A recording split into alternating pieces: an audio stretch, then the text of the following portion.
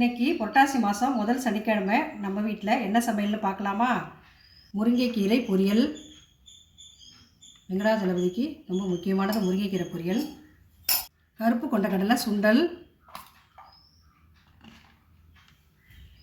சூடான வடித்த சாதம்.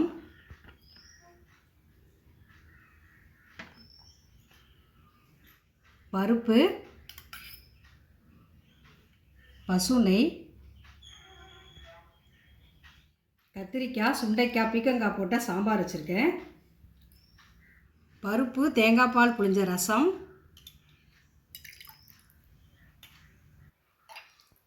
ஜீரக சம்பா அரிசியில் செஞ்ச பால் பாயசம்.